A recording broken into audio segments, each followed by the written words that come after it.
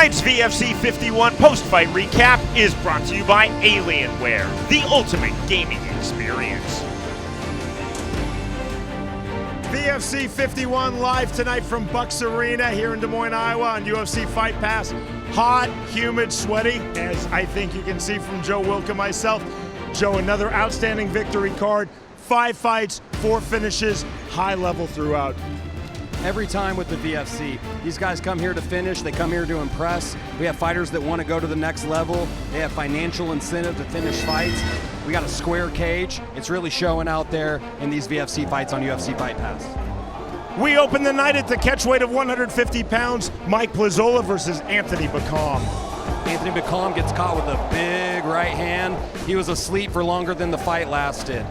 Plazolis was able to land one right on the chin, get the big win. First round finish, and a way to set off the night here for the VFC in Des Moines at Buccaneer Arena. Definitely a knockout of the year candidate.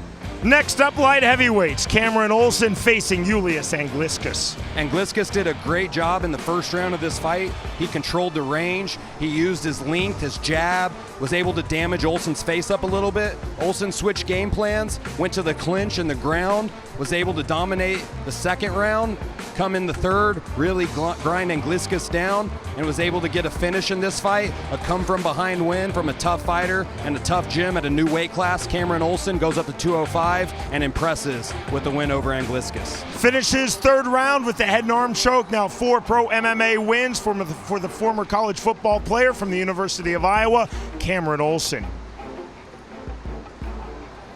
On then to the featherweight division, a very tough, gritty fight, Joe. UFC veteran Junior Hernandez versus Rick Lin. This is one of those fights, you hear the cliche comment, I'd hate to be a judge on this one, but I would have hated to be a judge on this fight. Very close. Rick Lin was able to get the nod, but Junior Hernandez, always a tough opponent, never backed up a step and did a good job in this fight.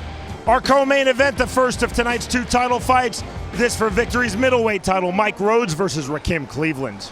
Mike Rhodes was able to secure some takedowns, get this fight to the ground, and he was able to finish early in the second.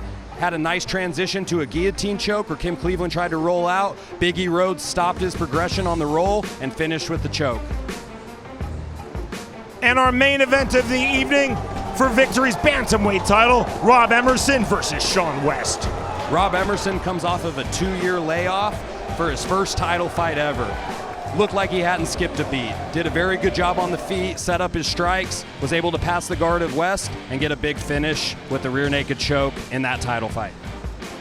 14 years to the month after Rob Emerson made his pro MMA debut, he wins his first MMA title.